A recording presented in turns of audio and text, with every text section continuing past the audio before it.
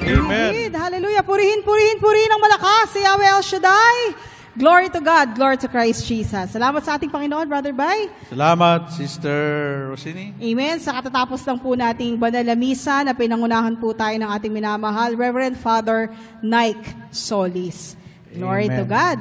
At salamat sa ating Panginoon sa mga naglingkod dito po sa banal na misa. At Brother Bay, muli po, binabati po natin sila na isang mapagpalang gabi sa lahat po ng ating mga kapatid na nakikinig. Buong Pilipinas, no, Brother Bay, sa himpilang pinagpala over DWXI. At buong mundo. Amen. No? Yung mga nakikinig din sa internet. Sa internet. Glory to God. Hallelujah. At ngayon naman po, Brother Bay, sa mga kapatid po natin, tayo po ay dadako po sa pagbabahagi ng mga buhay na patotoo. At ayan po, ready na po sila. Ito po ay mga pinagpala ng ating Yahweh El Shaddai. Tatawagin po natin, galing pa po ito sa Taguig City. Sister Linda Manaksa. Purihin ng malakas si Yahweh El Shaddai. Hallelujah.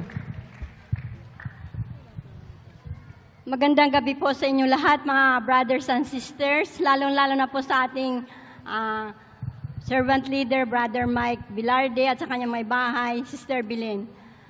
Nagpapasalamat po ako sa Panginoon dahil nakahabol ako sa sharing portion na ito dahil kanina po masyadong traffic.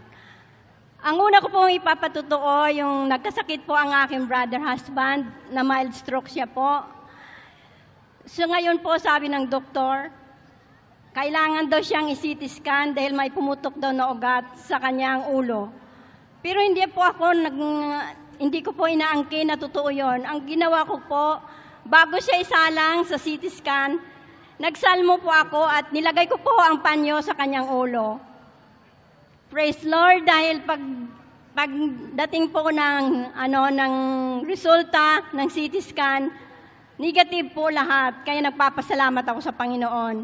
Ganon din po, na-confine siya sa ospital ng 11 days.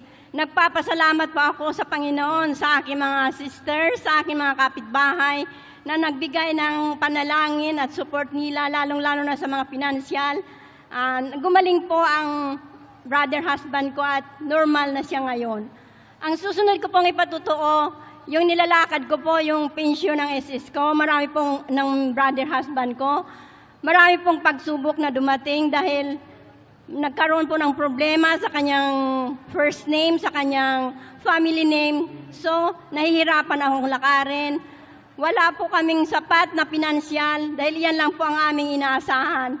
Subalit, hindi po ako nagbitaw. Lagi ako nagpapanalangin sa Panginoon. Lagi ko pong sinusulat sa aking prayer request na nawa maaprubahan na yung kanyang pensyon. At sa awa po at sa biyaya ni Lord, bago po dumating yung year 2016, naaprubahan na po yung kanyang pensyon. Kaya binabalik ko po sa Panginoon ang papurit pasalamat. Ang susunod ko po na ipatutuo, last week lang po ito'y kumbaga instant healing na ginawa ng Panginoon sa aking apo. Yung apo ko po ay 3 months lang. Mayroon pong siyang sipon at inuubo po.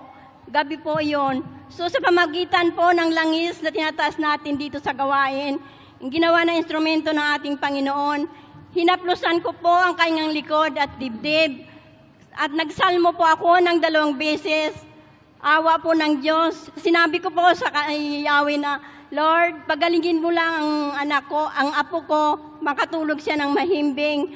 Sa susunod po na gawain, sa susunod na linggo ngayon po, tatayo ako dito sa harapan po at ipapatutuo ko po. So ngayon po, Lord, maraming salamat dahil tinugon mo instant na kagalingan ng aking apo. Kaya binabalik ko po ang papuri at pasalamat sa ating Panginoon. Maraming salamat po, Lord. Sa Diyos ang Amen. kapurihan. Hallelujah. So, tinupad ng ating kapatid na Sister Linda yung kanyang pangako sa Panginoon. Amen. Kaya napakahaba na, Brother Bay. Talagang nag-uumapaw ang saya at pasasalamat ng ating kapatid dito para kay Yahweh El Shaddai sa kabutihan na ginawa ni Yahweh. At ang susunod naman po, tawagin natin mula po sa Tondo, Manila. Ito'y hinimalaan rin ng Panginoon. Amen. Si Brother Jamie Sarmiento. Malakas sa palakpak kay Yahweh El Shaddai. Si Sarmiento. Pakpako? Sige na. Magandang gabi po, brother and sister. At sa ating punong lingkod, Brother Mike C. Bilarde, at saka po, lalo-lalo na po kay Yahweh Shaddai. Salamat po, Panginoon, sa biyaya mong buhay. Kung paano mo ako iningatan nung nabaral ako, nung nasa bahay na po ako, kung paano po ako nakarinig ng salita mo sa pamagitan ng pinagpala. Ako po yun, brother and sisters. Buhay at umasang lalakas at gagaling sa pangalan ni Jesus na aming Panginoon. Salamat din po, Panginoon, sa mga biyaya mo, financial blessings, saka po sa tao pong ginamit mo na nagkakay po sa akin, si Sister Rose Delgado Plojo, Sister Marjorie Paculares, saka si Sister Marin Aboy, Sister Betty Lopez, saka po yung mga kasawang Good Samaritans din po, si Brother Lucio, at si Sister Telma Paiba.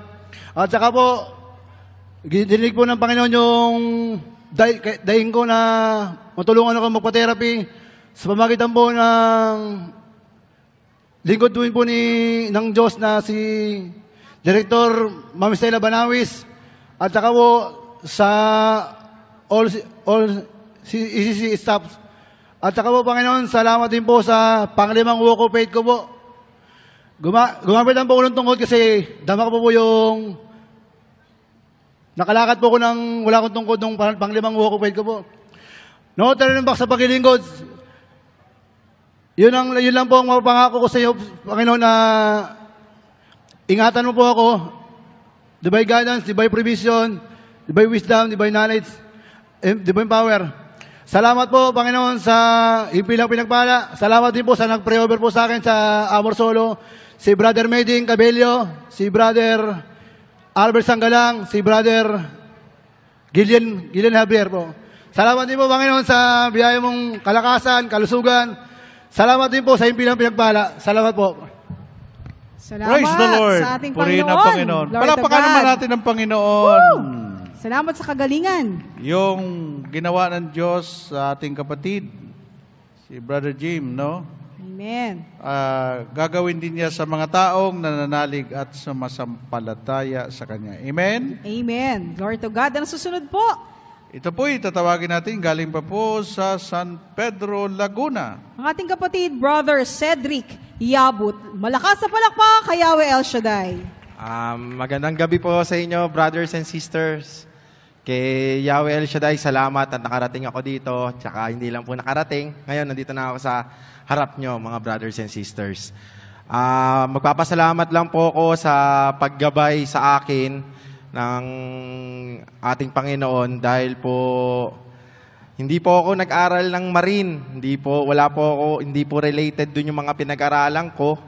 Pero ngayon po, yung tinatahak kong karir. Nagpapasalamat po ako sa gabay na natapos ko po yung mga training sa pagsisiman po. Ayun, salamat sa at natapos din ako ng mga 2 buwan. Alam ko mahirap, madali man isipin na malaki kita ng seaman pero mahirap ang mga pinagdadaanan nito. Ngayon, eto, nandito na ako, tapos na ako, naghihintay na lang ako ng tawag para makasampa na ako. Salamat kay Yahweh El Shaddai at sa gabay niya na binigay niya sa akin at saka sa financial. Salamat po. Amen. Praise the Glory Lord. to God. Alam mo, Brother Bay, marami tayong mga kapatid seafarers, no, mga seaman, na talagang umaattend sa gawain ni Yahweh El Shaddai. At pag tuwing aalis daw sila, dala nila yung ang panyulitong may Salmo 91. Siyempre, kasi ang kanilang hinaharap doon, puro dagat, no? Oo. At saka, minsan, buwanan sila makadaong kung saang lugar. So, ang kanila pong pinaghuhugutan ng lakas, alam mo, sa internet, nakikinig, maraming mga seaman na nakikinig sa DWXI. Amen. Yan. At sa tuwing lumalakas daw yung alon na nararanasan nila, talagang niyayaya nila yung mga kasamahan nila na magsalmo, 91. Amen. Glory to God. Hallelujah. Praise the Lord. At ang susunod naman po, Si Sister Josepina Singyo mula sa Muntinlupa City. Malakas sa papuri kay Yahweh El Shaddai. Magandang gabi po, brother and sister, Sister Belen at Brother Mike, at lalo po sa ating dakilang Yahweh El Shaddai. Rito po ako para magpasalamat sa ating dakilang Yahweh El Shaddai dahil sa kabutihan niya sa aming mag-ina, nakahapon ho, umaga na nag-aalmusal ako, may tumawag po sa cellphone ko ng aking anak ay dinala sa isang hospital. Bilang ina at bilang tao, at wala na silang ama, andun ako na nanahimik, pero sinabi ko sa Panginoon, praise the Lord.